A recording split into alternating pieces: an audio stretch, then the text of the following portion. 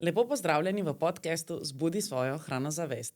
Sem Ana Zrimšek, prehranska svetovalka, v tej seriji pa vaša gostiteljica na poti do bolj hranozavestnega načina življenja. Z Zdravkom Nidlom smo si zadali nalogo, da zapletene teorije o prehrani spremenimo v preproste vsakodnevne navade. V vsaki epizodi gostim strokovnjake, s katerimi bomo iskali odgovore na vprašanja, ki se pogosto pojavljajo v trgovini ali pred odprtim hladilnikom. Brez ekstremov, brez ovinkarjenja, le znanost, praksa in ljubezen do dobre hrane. Poslušajte nas, splača se.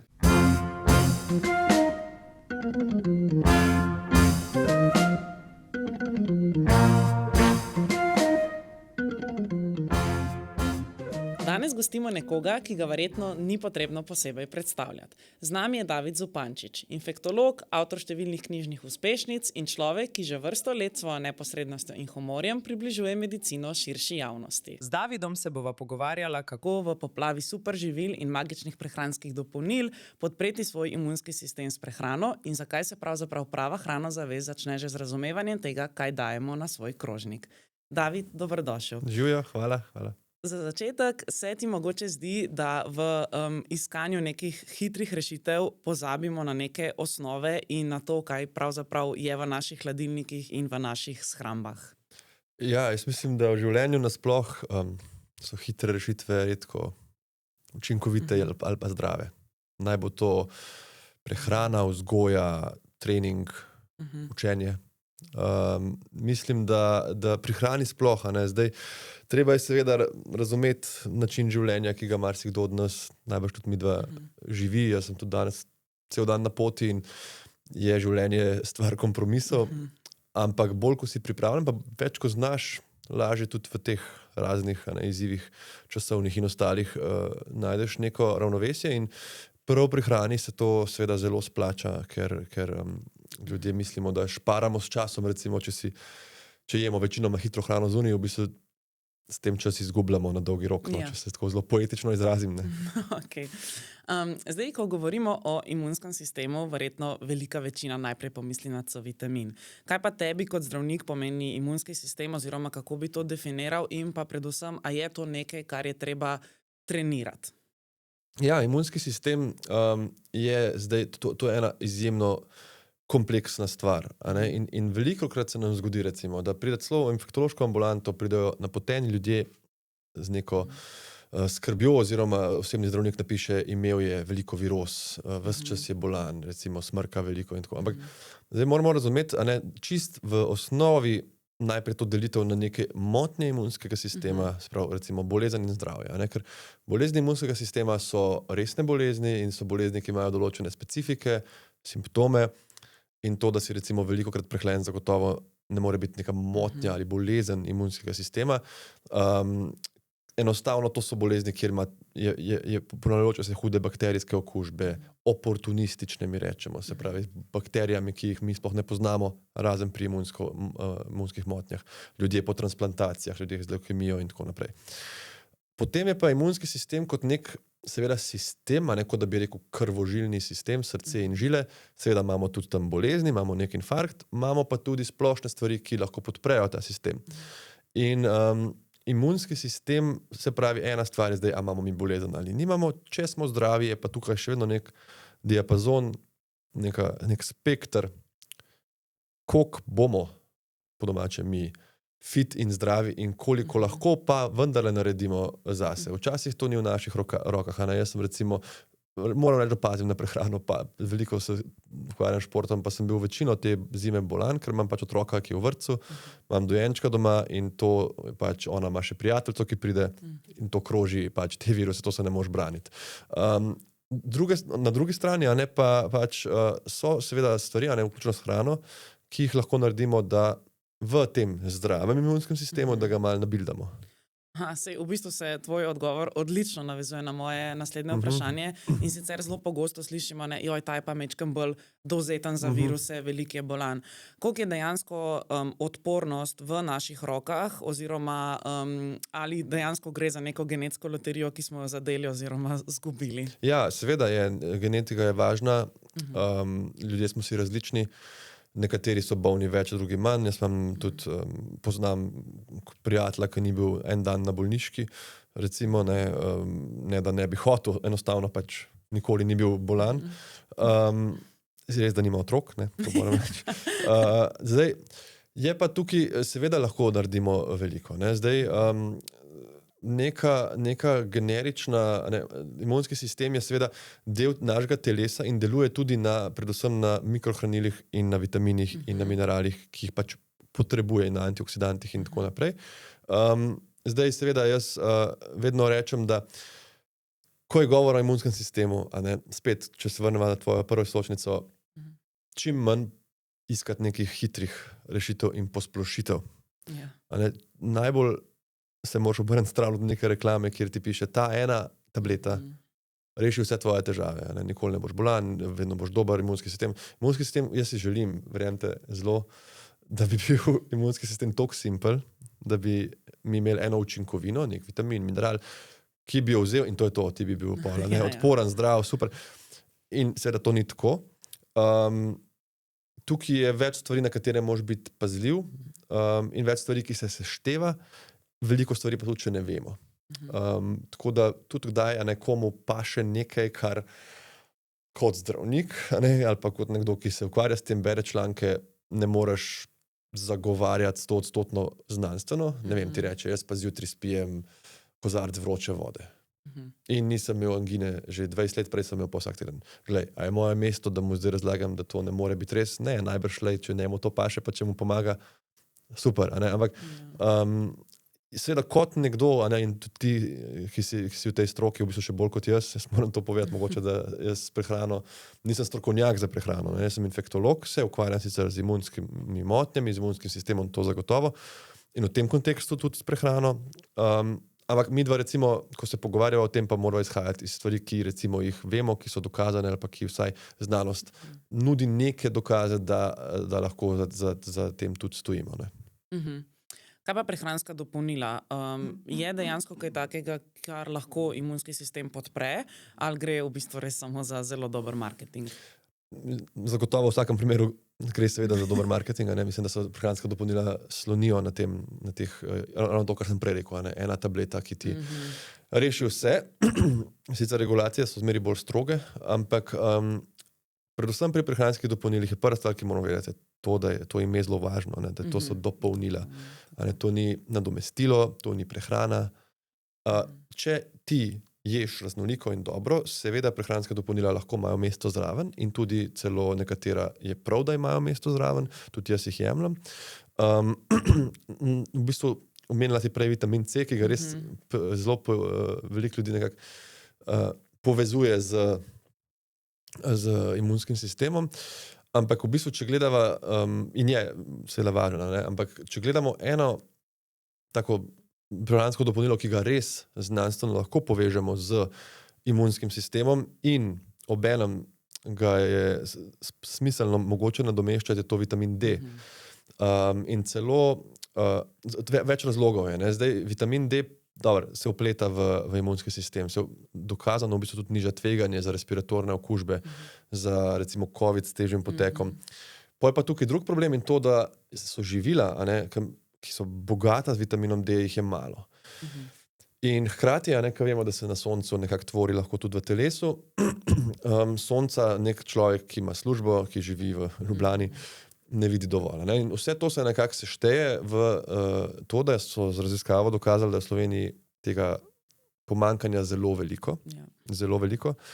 In lani so celo išle nove smernice od delovne skupine endokrinologov in Nacionalnega inštituta za javno zdravje, ki so priporočale dejansko nadomeščanje v zimsko-letnem času, nekje od oktobra do aprila, praktično vsem v državi. Se pravi, starejšim nekoliko celo višji odmer, ker ima večje tveganje za osteoporozo. Z pripisom, da tisti, ki pa smo recimo delovno aktivni, veliko noter, nismo na soncu, lahko to nadomeščanje povlečeš čez celo leto. Jaz recimo to jemljem res celo leto, razen poleti v teh Res, ko sem na morju, pa sem na soncu Ja. cele dneve. To zdaj govorim čisto kot zdravnik, ne kot reklama in noben proizvajalec vitamina D mi ni plačal, da to govorim. To so pač smernice, ki so jih zdravniki lani izdali preko NIJZ. Tako da tisti, ki mogoče rečejo, pa zelo lepo, a ne, jaz bom uredil prehrano, nočem tablet, nočem sirupov, super. Če bi mogel eno stvar samo zbrati, ali pa recimo, da bi rekel, je mogoče to smiselno, ne, da pač vitamin D dodajaš, ali si pa ga lahko tudi zmeriš, to so neke same plačniške meritve in pogledaš, koliko ga imaš. To dejansko podpre in ne samo imunski sistem, ampak tudi. Potem so pa tu še neke druge stvari, ki pa so, zdaj bom spet rekel, a ne, dopolnila glede na slog življenja. Ne, recimo omega-3, omega maščobe. Omega maščobe, krasna stvar, ful pomembna za živce, za živčne celice, mislim, za živce, tudi za živce, za imunski sistem, ampak zdaj, če imaš ti možnost 2 do 3 krat na teden jesti res masne ribe, kar je sploh priporočljivo, a ne, ta mediteranska dieta, verjetno ne rabiš. Ne? Če pa zdaj to ne ješ, to ti ni všeč, kakorkoli, je omega recimo spet ena stvar za razmisliti. Vitamin C je zdaj sadje zelenjava, ne? Sadje zelenjava, to se ponavlja, to vsak zdravnik ponavlja tok in tok. Ne? In zdaj to so nekako te, bom rekel, velike tri, s tem, da na D vitaminu je res velik poudarek v zadnjih letih. Ampak to, kot si vprašala, ne? Zdaj problem prehranskih dopolnil je, da iz teh recimo ki so poznani tudi znanosti, pa ki jih zdravnik lahko, recimo vitamin D lahko dobi na recept celo. Nekdo, ki je v DSO ali pa starostnik, to kar preverite, vam lahko zdravnik napiše zeleni recept, dobite zastonj v lekarni. Ne? Ampak od tega pa hitro prideš, ne, do tistih polic, ki je toliko teh lepih flašk, pa toliko so lepe embalažice, ne, pa piše za imunski, ponavadi zelo generične stvari gor pišejo, ne, za srce, kaj to pomeni, ne vemo, ne, a veš, a boš dobil še eno srce, a bo to večje, ali kaj bo, za imunski sistem, za spanje, ne. In pol človek, ne, potrošnik tle žal ni zelo zaščiten, ne, on pač vzame, ker tam seveda piše za spanje, ti si slabo spal, pa bi rad spal in tukaj pa je zelo treba biti previden, no, res. In mogoče raje kakšno kavo manj popoldne spiješ, mogoče si narediš en hranilen obrok zvečer, pa boš bolj spal, kot če tisto tableto vzameš. Ne. Torej, najprej osnove, potem pa absolutno, nadgradnja. kot dopolnilo. In to vedenje, kot sem zdaj rekel, ne, da niso vsa dopolnila enako vredna. Za nekatera obstaja več dokazov, tudi znanstvenih, da so ključna, da imamo pomanjkanje, da jih rabimo, medtem ko za druga so pa nekako stvar marketinga, če tako rečem, od teh firm. Okay. Zdaj bi se pa rada dotaknila ene teme, ki bo zagotovo zanimala vse starše. Predvidevam, da tudi ti kot oče si se s tem zelo veliko ukvarjal. To je podpora imunskega sistema otrok. Ne? Zelo velikokrat slišimo, da se zdravje začne že v otroštvu. Koliko dejansko je smiselno graditi na imunskem sistemu otroka, oziroma a je to nek sistem, ki se tako ali tako razvije samo od sebe? Ja, zanimivo. Ja. Mislim, zagotovo se razvija, če tukaj ni bolezni, a ne? Če je to zdrav sistem, absolutno se razvije. Zdaj, kako se razvija, na kaj biti pozoren, a ne? Ena stvar je seveda, a ne, to, kar delaš ti, prenesti na otroka z nekim zgledom in dokazano je, da družina, ki ima zdrave navade, kar se tiče prehranjevanja, a ne, se pravi neka generična zdrava dieta, ki pomeni čim manj visoko procesirane hrane, bolj bazirana na ribah, stročnicah, sadju, zelenjavi kot na mesu. Alkohol seveda zdaj pač pri otrocih ni, ampak tudi starši čim manj, oziroma nič, če je možno. Pa nekako ne preveč soli, sladkorja. Tak način tudi prehranjevanja, a ne, redko boš videl recimo 2 fit starša, ki imata debelega otroka. In obratno, ne, žal, tudi če sta oba starša prekomerno prehranjena, se to dobesedno, temu se reče epigenetika, ne, se pravi, ti imaš gen, ki se v določeni situaciji izrazi, a ne.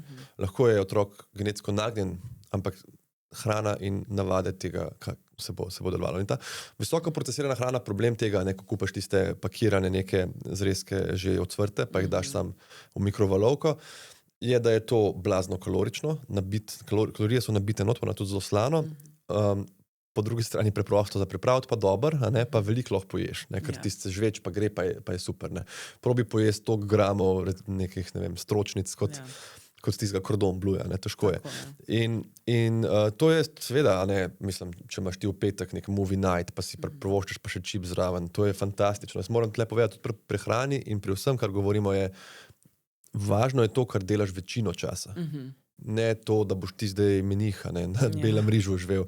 Ampak, če si ti večino časa delaš doma raznoliko dobro hrano, vključuješ ribe, stročnice, zelenjavo, sadje, polnozrnate, hruh recimo, pomaš pa na vsake toliko časa, greš igrati igre s prijatelji, greš v kino, si naročiš kokice, pa valjda, seveda to ne bo nič narobe.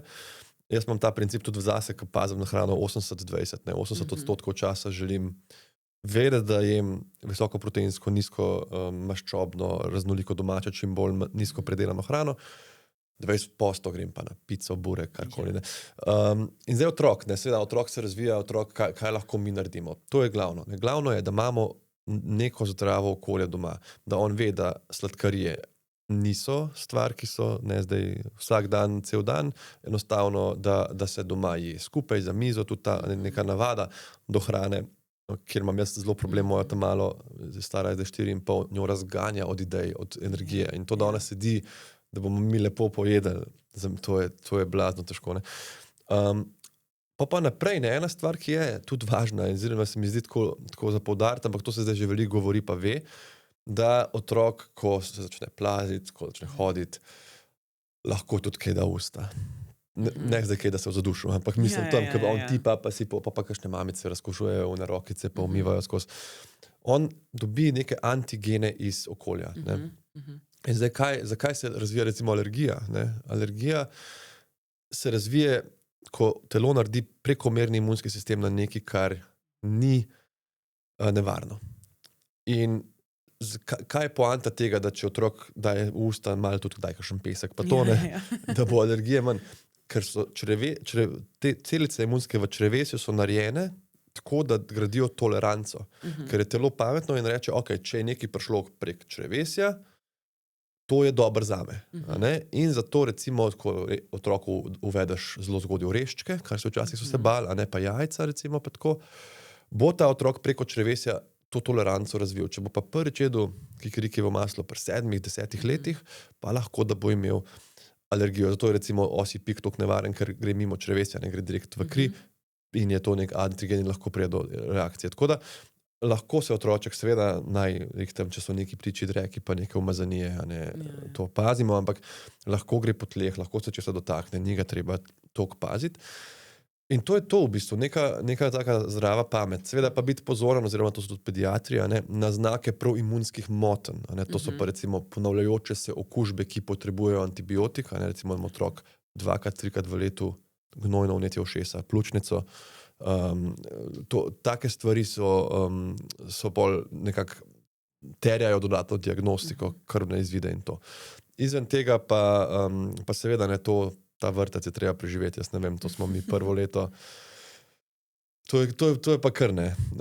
Ni to nekaj patološkega, to je nekaj pričakovanega, ampak tam se seveda združijo vsi te otročki, vsak ima svoje viruse, se dotikajo vsega, si dajo usta in to mora preživeti otrok, pa predvsem starš.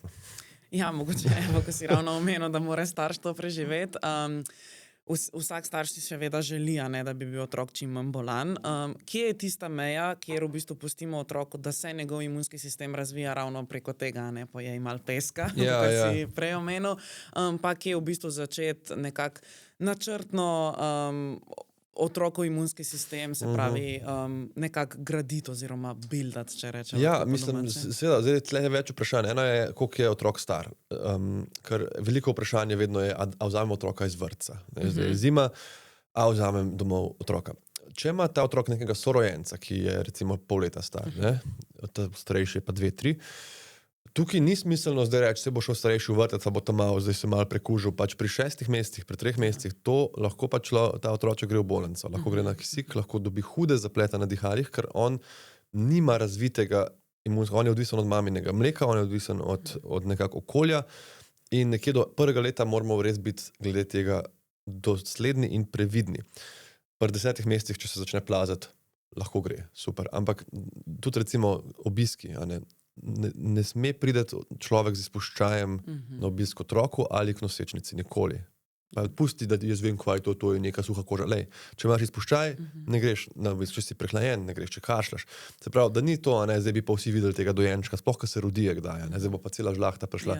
Lej, lahko kdo pride, pa prinese hrano, pa se pomahamo, ampak do takih malih otročkov moramo biti defenzivni, ker se hitro razvije kakšen zaplet, ki ga sicer tudi veliko znamo zdraviti, ne na infekcijski ali pa kjerkoli, ampak je pač to za otročka nevarno. Zdaj, ko otrok starejši rata, jaz vem, da moja hčerka prvo leto v vrtcu, smo prišli do točke decembra, ko mi je pediatrinja rekla, je rekla, lej, vi boste zdaj celo zimo doma. Vprašanje je sama, bo otrok zdrav ali ne. Ker je ona bila bolna in šla v vrtec 2 dni nazaj. Ne. In so takrat, je to seveda težko, človek ima službe in vse, ampak sva nekako uredila varstvo in sva jo vzela ven, tako da to je tudi od otroka odvisno, če je tvoj otroček enkrat na mesec 5 dni bolan, ali je res že izmučen, že vidiš, da je on iz viroze v virozo in se sploh ne opomore, se bo zdržal, se otroci so tudi zelo trpežna bitja, čeprav ne zgleda vedno, ampak takrat pač recimo tudi lahko se posvetuješ s pediatrom in lahko otročka vzameš iz vrtca. Kar mi ne priporočamo, recimo, to pa je treba reči, je pa to, kar smo včasih delali, so starši delali, da so rekli, lej, tvoj bratranček ima norice, da bom pa tebe pel, da ti greš tja, pa se z njim igraš, pa boš prebolel norice. Ne? Pa tako v glavi je kao smiselno, zdaj on bo prebolel, mlajši, ko preboli, blažje je, a ne?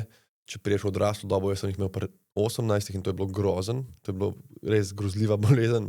Moji izpuščaji so imeli svoje male izpuščaje ven, tako res gobav sem zgledal. Ampak kaj je problem tega, teh zmenkov, je, da ni važno, da si izpostavljen virusu, važno je tudi, koliko ga dobiš. Če ti greš v vrtec po otroka, pa zraven tebe se en preoblač, pa sta tam 2 minuti, pa greš domov, pa ste se videli tudi narezla noric, bo to druga bolezen, kot če bo on dihal vanga 20 minut, pa bo še skupaj, dejta se mal, da se on nalezu. To bo tak virusni breme, mi rečemo, virusno breme bo tako veliko, da bo lahko potek hujši. Pa tudi norice so v bistvu lahko nevarna bolezen. Velika večina mladih otrok preboli brez težav, dela pa lahko trajne brazgotine, dela lahko vnetje malih možganov, dela lahko pljučnice in jaz bi tle poudaril, da obstaja cepivo, ki je letos že zastonj.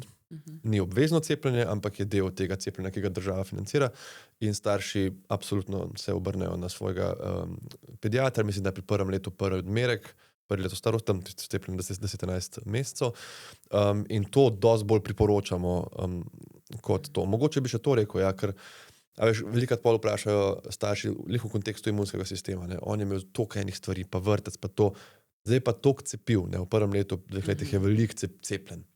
A ne bo to preveč za njegov imunski sistem. In jaz vedno rečem, gledaj, to cepivo je recimo nek antigen, s tem mi rečemo, recimo norice.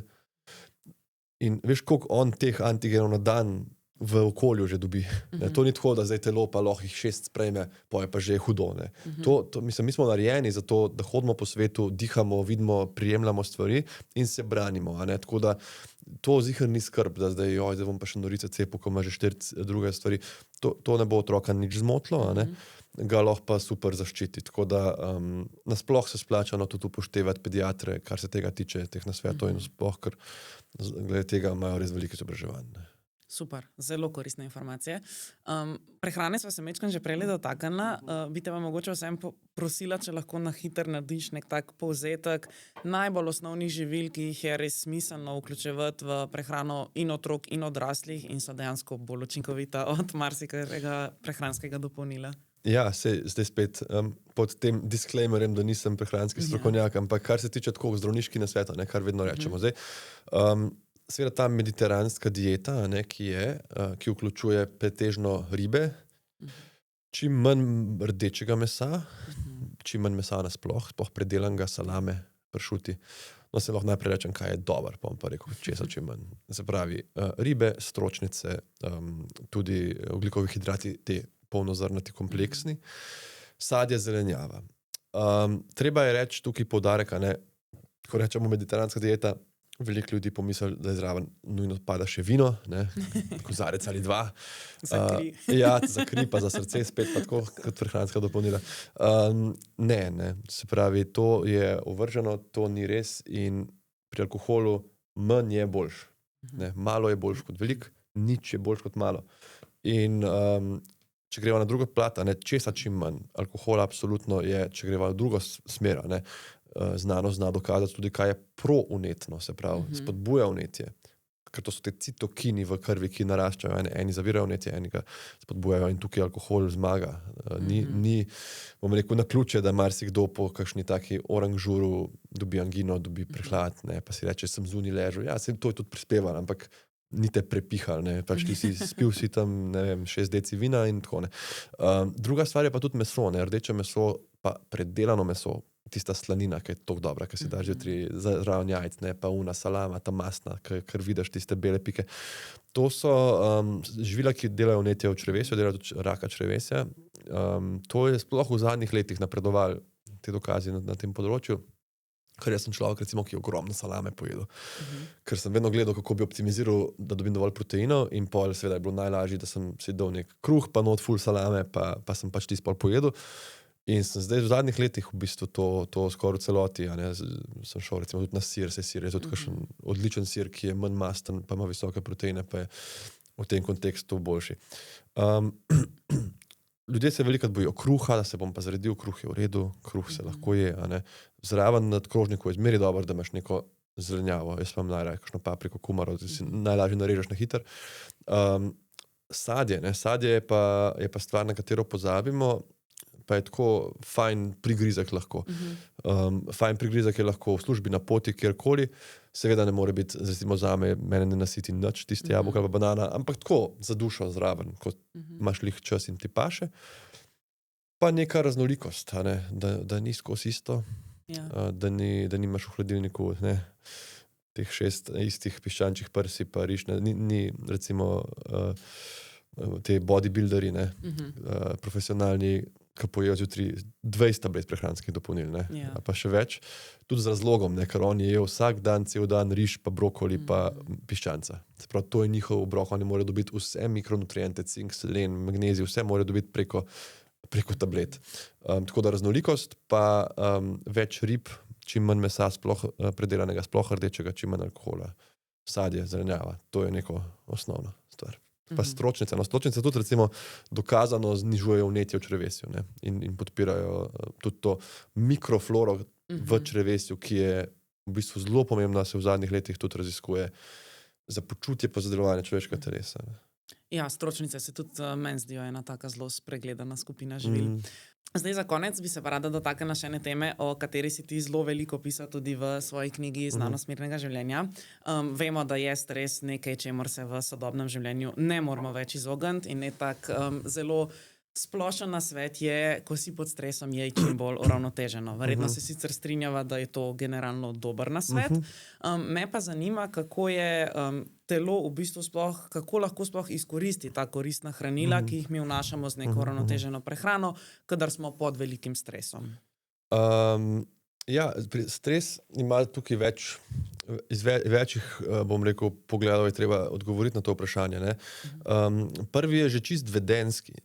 In sicer, ko je človek pod stresom, je bolj nagnjen tudi k kakšnemu grickanju stvari, ki niso hranilne. Recimo, delaš pozno v noč, jutri imaš konc projekta, moraš oddati in si vzameš neke oreščke. Oreščki so zdravi, oreščki so v redu, samo to je čista mast, to je kalorično noro. Si vzameš čips, si vzameš neke sladkarije, čokoladico si nadrobiš. In to grickanje je problem. Snacking, grickanje je lahko del prehrane in življenja, ampak mi vedno rečemo, tudi učimo, da mora biti čim bolj čuječe. Se pravi, ko si ti vzameš čips, da boš gledal film, si ga vzem v neko šalco in tudi ko boš jedel, čuti, da ga ješ, začuti okus. Ker velikokrat padeš v film in pač delaš nekak generičen gib in ti čips zginja ven iz vreče in ti v bistvu ga niti ne čutiš dobro. In to čuječe in prisotno grizljanje, prehranjevanje je važno. Ali stres sam vpliva, recimo, da imaš stresno obdobje, pa zelo dobro in raznoliko ješ ob tem času, da ti uspe, tukaj jaz vse ne bi sekiral. Da bo zdaj ta stres sam po sebi ti pa vpliva, adrenalin, hud stres vpliva na prebavo, lahko zavre prebavo, lahko je malo manjša absorpcija, lahko dobiš tudi drisko na konc, če se orang v stresu. Tako da zagotovo se vpleta v to, ampak če boš ti jedel zdravo in raznoliko, kar sem prej tudi rekla, si boš blazno podprl v tem času. Zelo. Ena stvar, ki še nisva omenila, kjer je tudi kar dosti dokazov, recimo je katehin, to je v zelenem čaju. To jaz, nažalost, zelenega čaja ne maram, sem zelo rad kavo, tudi kava je zdrava. No.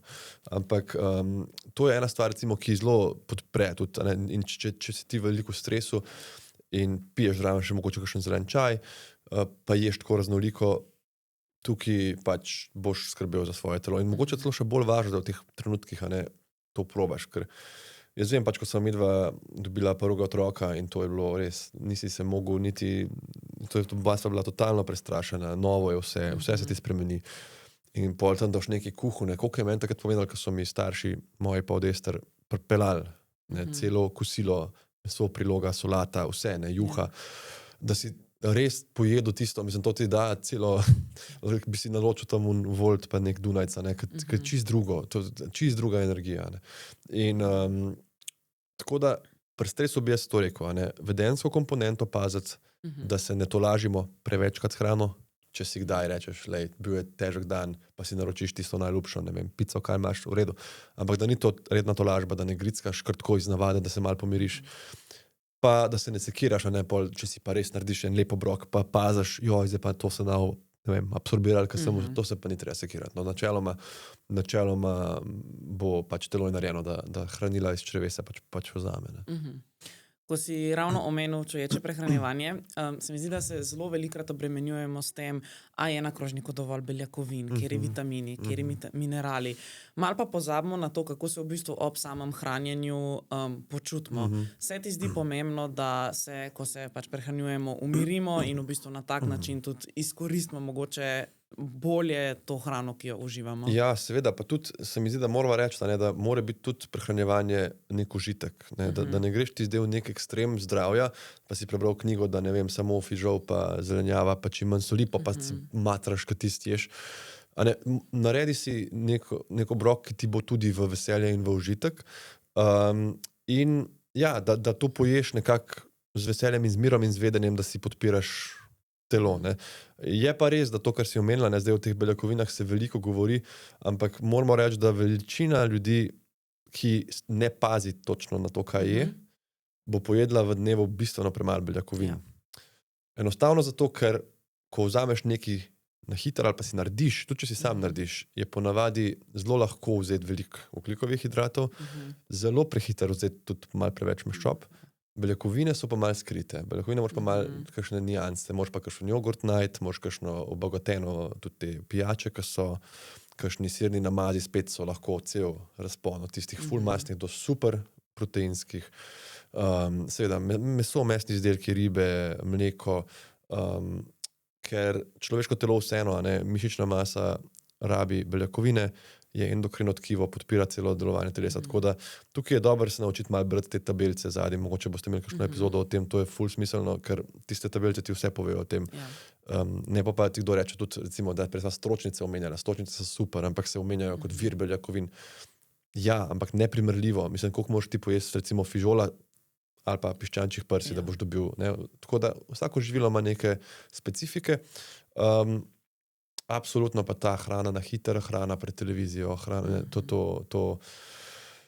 to ni tako nekako za dušo, bom rekel, če tudi boš mogoče požrl tista hranila, boš pojedel kdaj preveč, ne boš užival, ne vem. Tako se mi zdi, da je to en proces, ki ga moramo ceniti. Okay.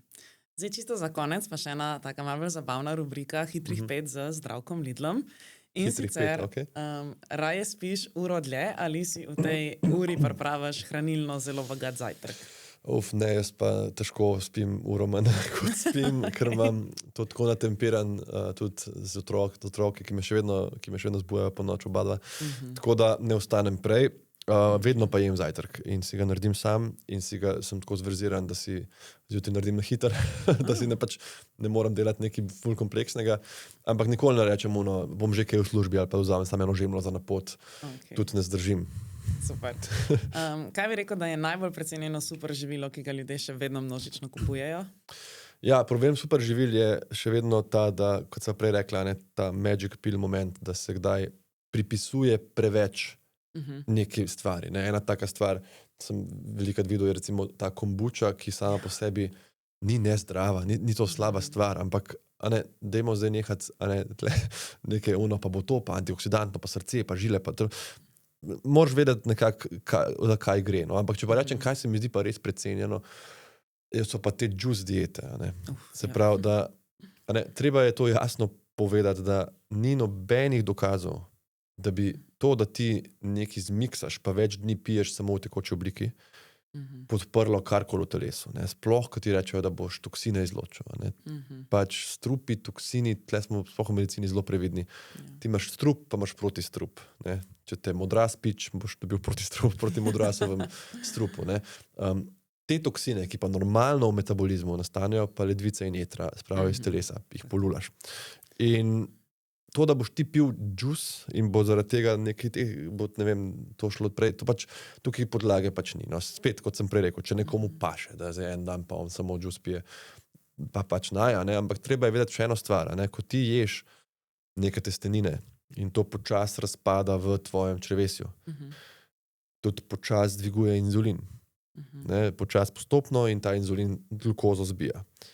Če ti spiješ džus, bo to zelo hitro se absorbira. In bojo te inzulinski skoki taki in tudi glukoza bo dol nabijali eno za drugo in to je pač lahko vodi v motnje metabolizma. Tako da tudi iz tega vidika, recimo, če vzameš pomarančo, pa jo poješ, ali pa če jo zmiksaš, pa jo spiješ, je dejansko dosti boljš ta pomaranča v kosu, ki ima še vlaknine, pa vse pa to už ti bolj vedela. Se pravi, bolje je to, tako da to džuskanje za zdravje pač to ne obstaja. No. Kaj je tvoj najljubši hitro pripravljen obrok, ko prideš domov izčrpan po celem dnevu? Jaz ponavadi zvečer kar naredim si tudi eno tako orang večerjo, zato ker ponavadi zvečer tudi treniram, ko to zaspijo. Če ne treniram, sem imel pa tudi dolg dan. Skoraj vedno vključam jajca. Jaz kar dosti jajc pojem, se jajca so načeloma, če nimaš težav s holesterolom, izjemno zdravo živilo. Jajca, pa zraven kakšen manj masten polnobeljakovinski sir, kruh, ali malo masla, ali pa malo sirnega namaza, potem si pa narežem zraven papriko, ali pa kumaro, ali pa oboje, tak miks. Tako da to je v bistvu tudi tako, ker veliko pride pol na krožniku na koncu, da se tudi naješ. Jaz nisem nikoli imel, eni imajo težave, če začer veliko jejo, da ne morejo spati. Ampak meni to nikoli ni bilo, pa tudi ponavadi, sploh če treniram, sem res lačen.